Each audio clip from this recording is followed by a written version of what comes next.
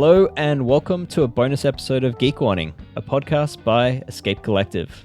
I'm Dave Rome, and this episode is dedicated to the Made Bike Show held in Portland, Oregon over the weekend just past. Now in its second year, the show has grown significantly to become the premier handmade bicycle show for North America. Joining me to discuss all things made, the handmade scene, and just general tech trends is the famed frame builder and occasional Escape contributor, Rob English. Rob, welcome back to the podcast. Thanks, Dave. Yeah, good to be back.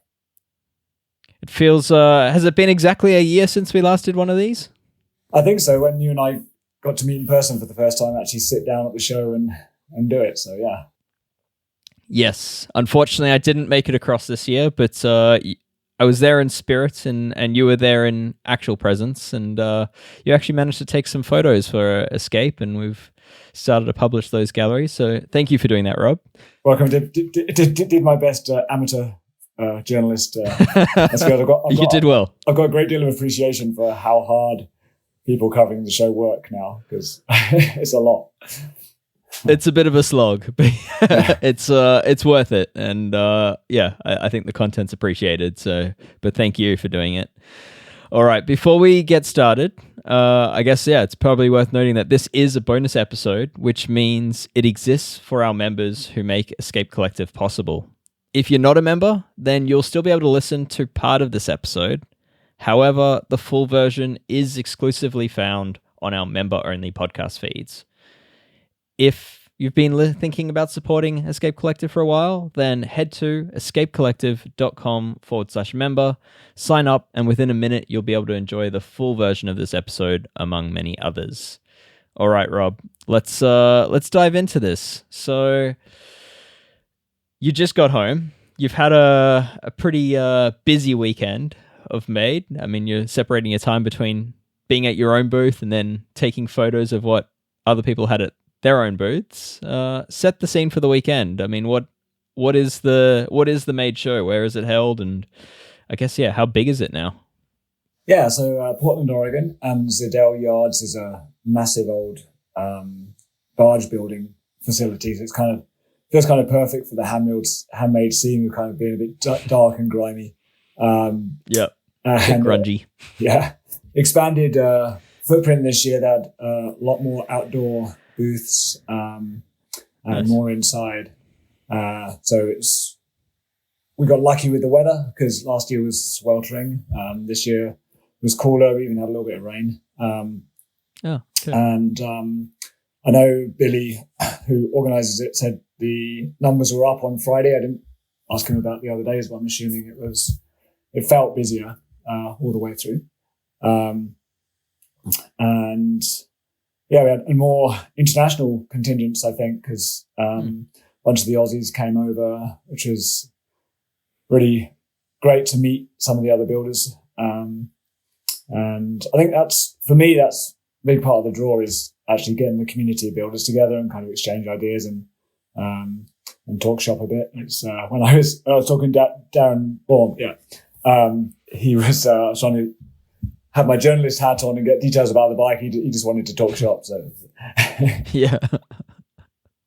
He's always good for a chat. Yeah, as you said, it was cool to see so many from international builders make the trip over, and it definitely shows that the show is in itself is growing. It's only in its second year, but it did seem like, looking from afar and looking from the outside, it did seem to be even more going on this year. So, all right, well, I guess with the handmade scene, I mean, often tech trends tend to start in the world that you live in, Rob. They tend to start with customer orders of customers seeking something that they can't necessarily buy from a big brand, or they want something that little bit different. And, the trends start there and grow, and the big mass production brands tend to take notice, and, if something makes sense to them, then they might just borrow or even steal an idea.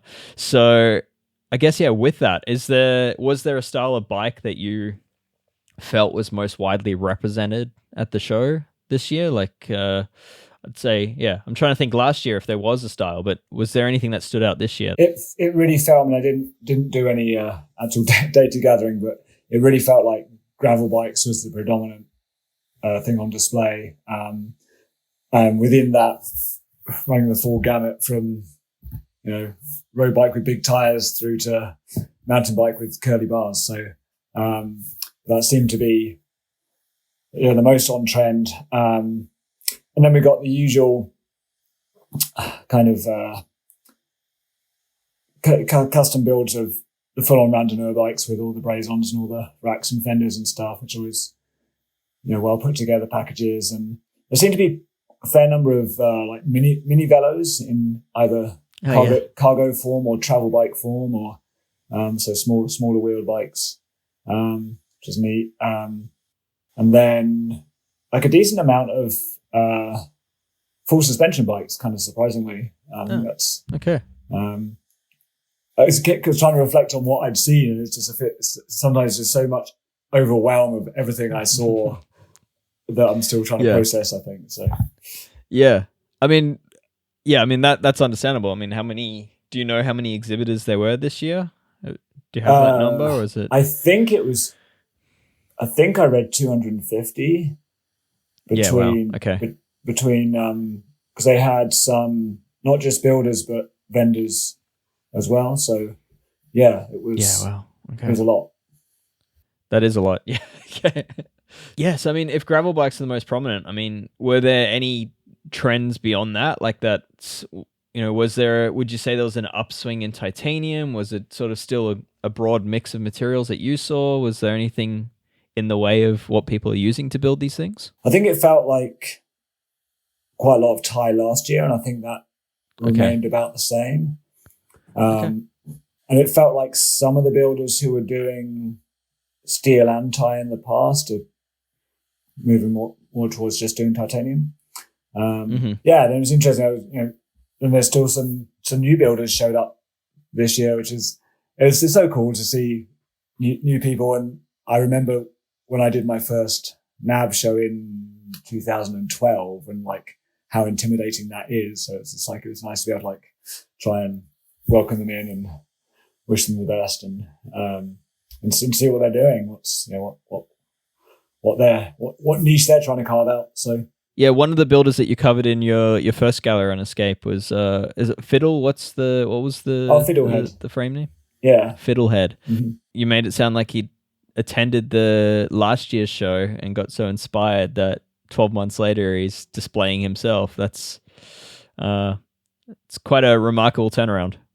Yeah, guy from Portland, and said he bought a frame jig after the show last year, and was here just with just the new builders one bike booth, but still, it's pretty cool. Yeah, that's awesome. It's really cool. And what about last year again, it felt like every second exhibitor had something with 3D printing involved, whether it was a steel frame or a titanium frame. Was that still a common theme found throughout, or is it slowed? What did you find? Obviously with Prova showing up to the amount of 3D printing in the building. Sure.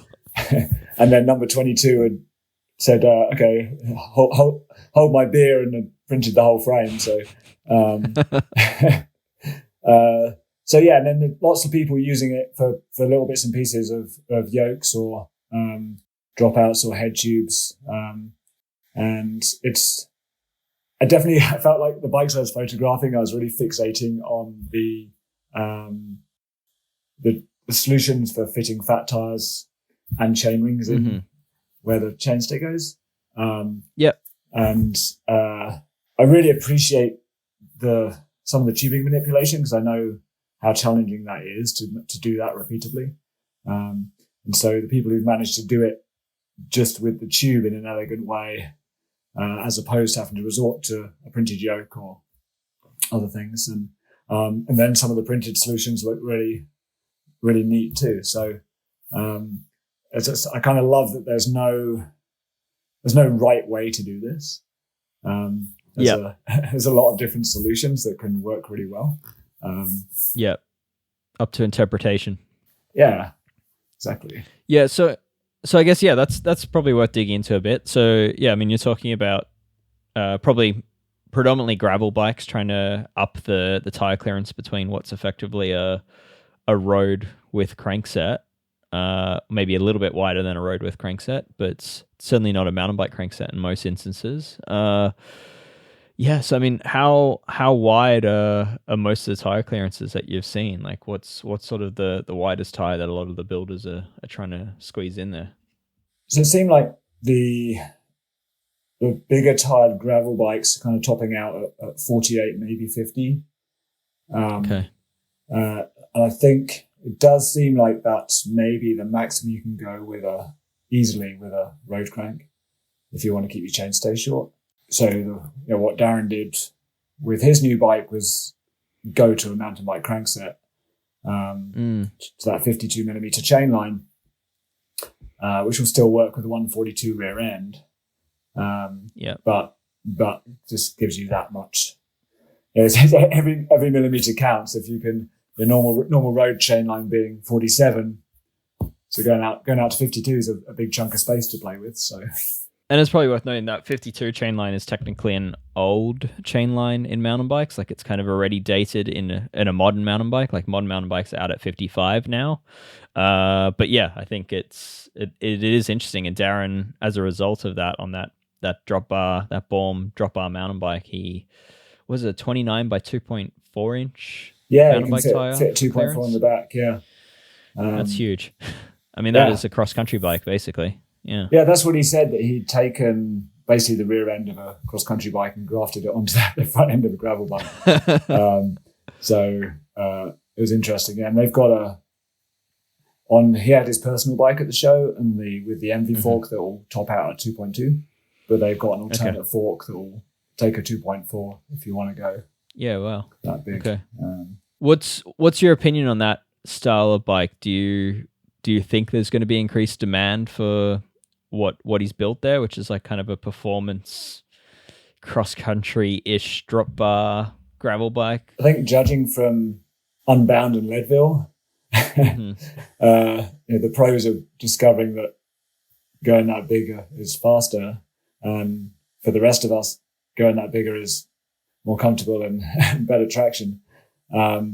So yeah, I think it just depends where you live and what you're riding. I mean, gravel means such a huge variety of things. But modern tires. So I'm running on my gravel bike. I'm running some 45 millimeter Schwalbes, and they roll on the road great. Like, I don't feel like I'm slower. And so you can have a bike that's pretty capable off road without really giving too much compromise. Yeah, for sure. If you were to place money on it, do you think we'd see a number of builders show up next year with a gravel bike with a mountain bike crank fitted to it? Yeah, I reckon we might. Yeah, okay. Yeah, particularly with SRAM makes it so easy to do the mullet drivetrains. Yeah. But place your bets. I guess then the question will be whether people go for a boost rear end or not.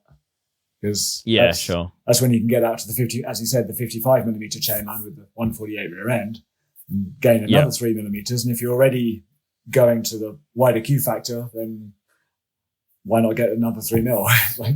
That Baum, like, not to stay on it for too long, but that Baum is very interesting by the fact that it did stick with like an older rear end, like a gravel axle spacing, but with a mountain bike crank. Like, it's effectively like probably 8 to 10 year old mountain bike at this point, but it's still achieving modern tire clearances. So yeah, some interesting choices there, but like, in that sense, you can classify it as a gravel bike. It's certainly not just a mountain bike. So yeah, it's interesting. I guess we're trying to figure out where that line is between a big tired gravel bike and a drop bar mountain bike. It's in there somewhere.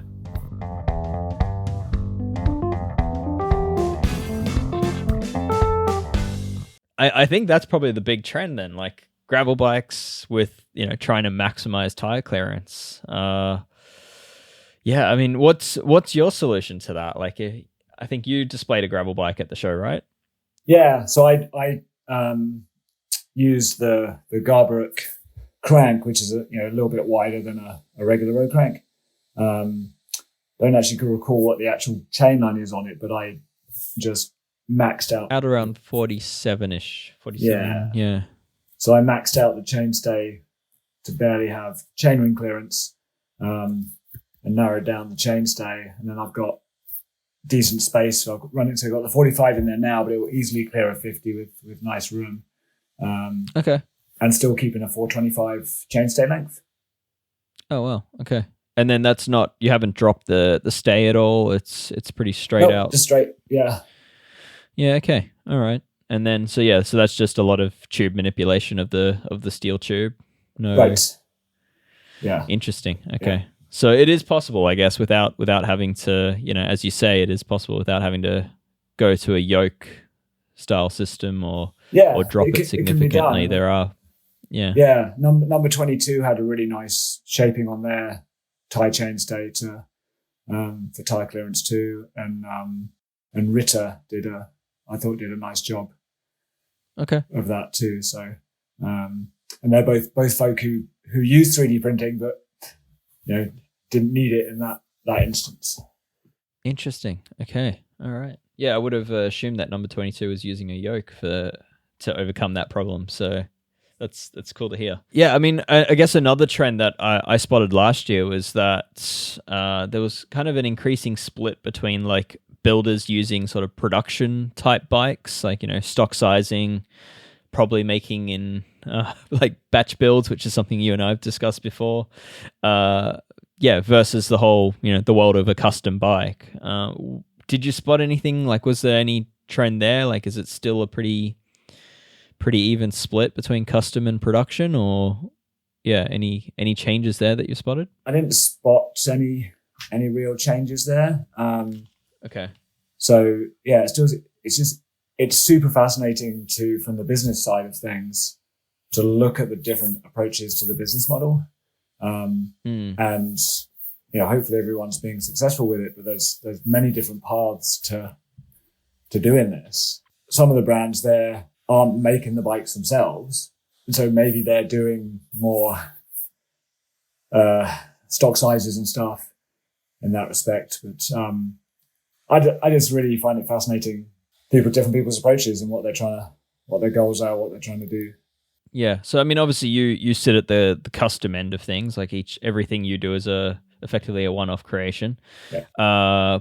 But yeah, you mentioned some of the builders there some of the brands there aren't making their own stuff. I mean, can you explain that world a little bit, the world of contract builders and all that? Yeah. So go with the example of my friend Dave at Sage. Great bike guy, knows his stuff, and outsources his tie frame production. And there's in the US, there's quite a large selection of contract frame builders around who have the skills, have the tooling, and can give them the drawing, and they'll get it made.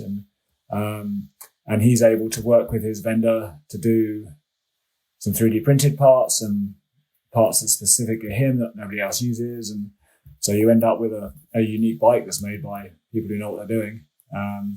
And you have the front person to do the customer facing side to make sure that they're getting what they want. So yeah. Okay. So yeah, I mean, often like when you hear the word contract manufacturing, I mean, my mind at least suddenly falls, on Asian contract manufacturing, perhaps out of China or Taiwan, and mass production. But that's not necessarily the case. And yeah, as you say, in the US, there are actually quite a number of contract manufacturers available for metal bikes, like for steel and titanium.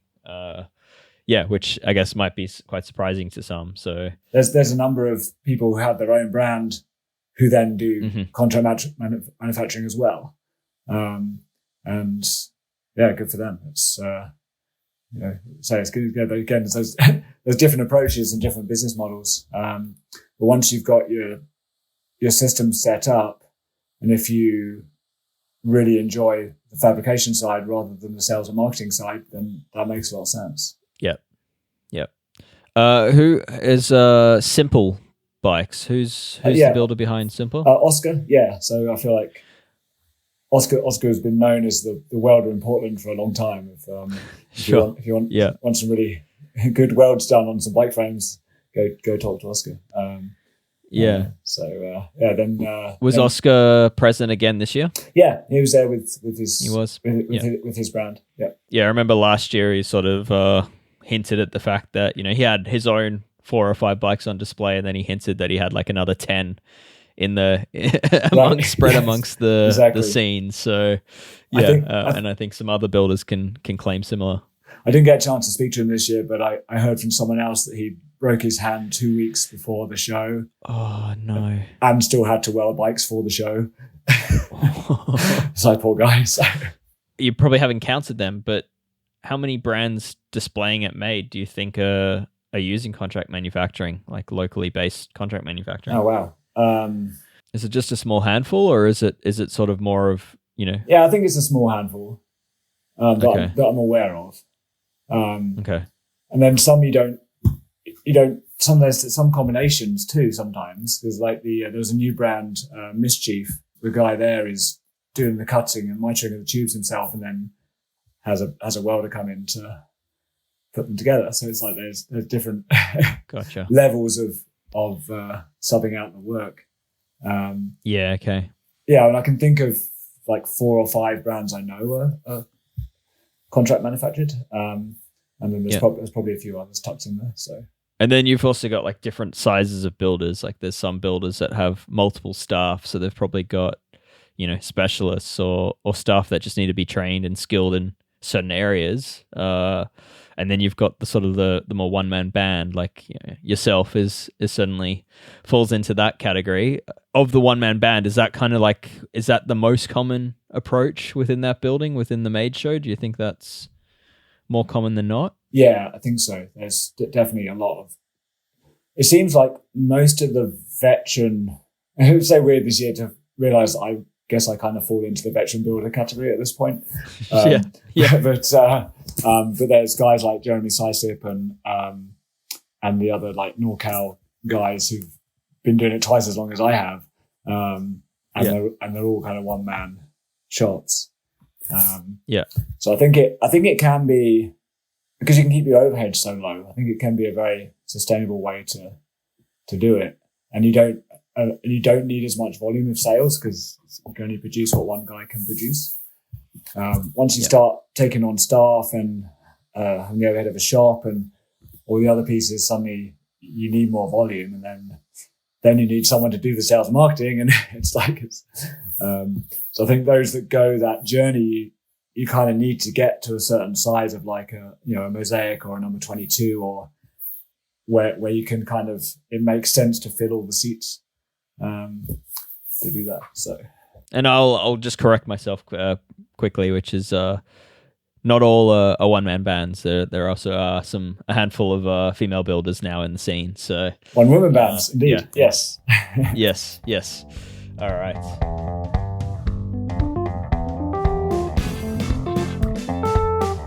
Let's talk about some of your favorite bikes. I mean, let's dig in. I mean, you obviously saw a lot. You're still processing, but yeah. I mean, if you just had to pick a few that stood out to you, like, tell me about them. Okay, so I'm going to look at my pictures here to remind myself. So I really appreciated Tony at Tonic Fabrications. Brought this drop bar mountain bike that was kind of visually modeled after the old Charlie Cunningham bikes. So it's got a curved high-rise stem, so you can actually use the drop on the bars when you're mountain biking. And just done a really neat integration of that with, one of the tricks I've used with the one-piece stem steerer that clamps into the fork crown. So it makes for a very clean appearance. It looks like it's a quill stem, but it's not. Yeah. Right? Exactly. It's more traditional threadless. Yeah. Yep.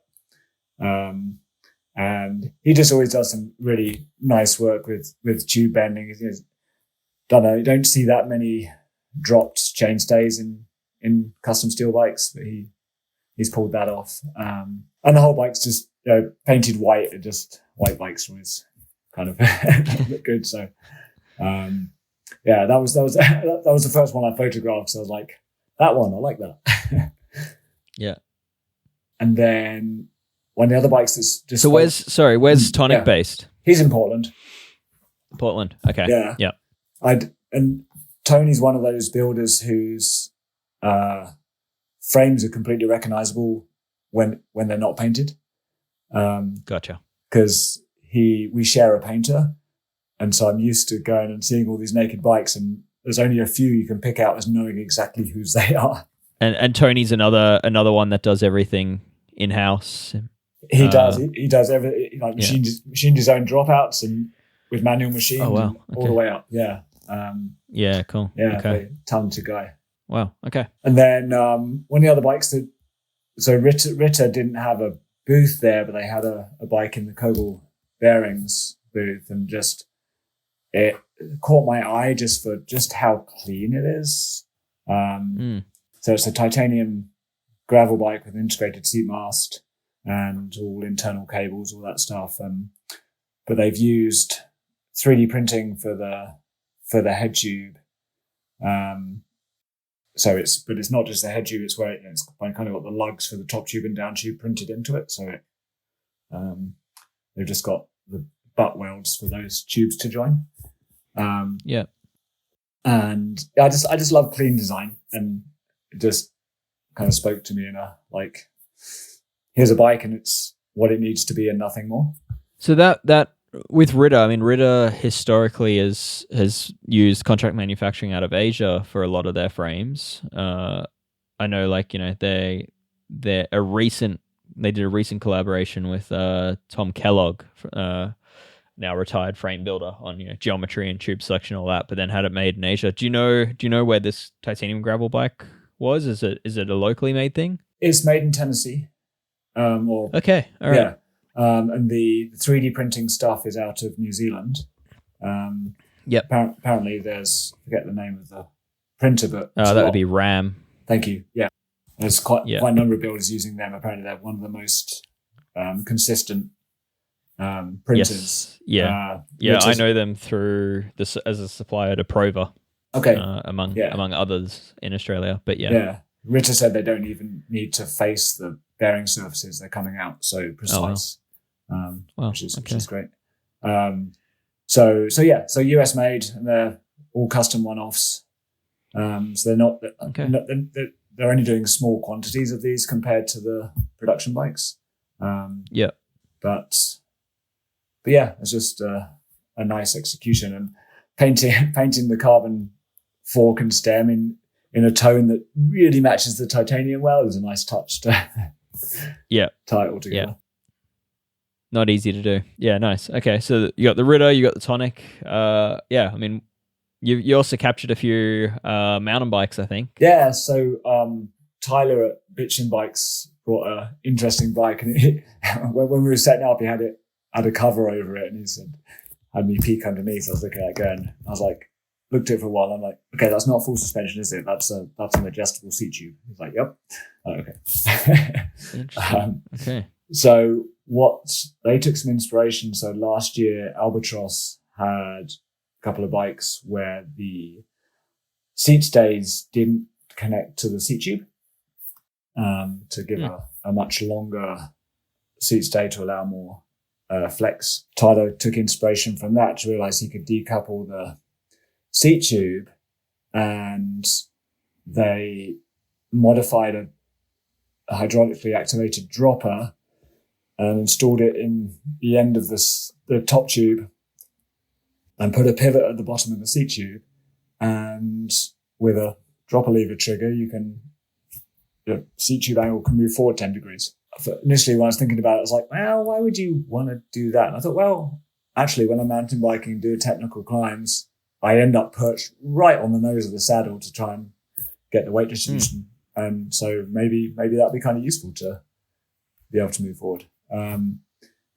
So I think it's just the prototype they got done just in time for the show. So it'd be interesting to check in with him later and see what they learn once they've ridden it some.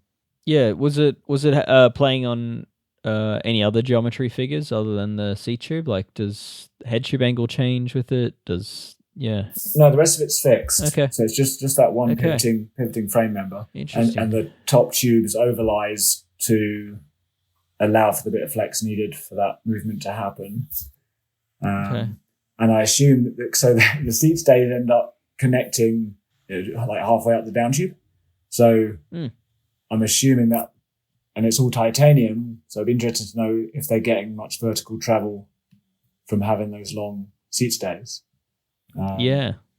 So I asked if he'd done any deflection tests or anything on it yet, and not yet. So Yeah. Okay. yeah, see what they learn. Sounds like one of the instances where you might want a bit of dropper seat post sag, like a leaking air spring in your dropper, where you could end up having a bit of suspension from it. So yeah, because of course it has a dropper as well. So we've got two buttons on the left. Yeah. The seat tube angle and seat tube height. Like it's Interesting. yeah, Okay. yeah. Tyler at Bitchin had some cool titanium drop handlebars on display last year using 3D printed pieces and really nicely manipulated tubing. Is he still progressing with that idea? Is that he's really expanded his handlebar range and has built jigs to do ISO testing in house, so he can ensure everything is meeting the standards. So he's now got various cut and welded, I don't know what style of bar you call it, but like Jones style bars, I guess. Sure. And then various bent mountain bars and bull moose bars and drop bars. Wow. And he's doing his own seat post, which has a printed titanium head with printed aluminium clamping pieces, which comes in. So it comes in at just under 200 grams for the 350. Yeah, right. For a titanium post, that is light. It's fun. It's just fun to see people kind of pushing things out and see what they can do. Yeah. Oh, hi. If you're hearing this, then you're on the free feed and your time is up. There's still another half of this episode to listen to, but you'll need to become a member of Escape Collective to do so. Escape Collective has no advertising, sponsored content, or affiliate links to keep us afloat. Rather, it's solely funded by our members. To support what we do and to hear the rest of this episode, please head to escapecollective.com/member.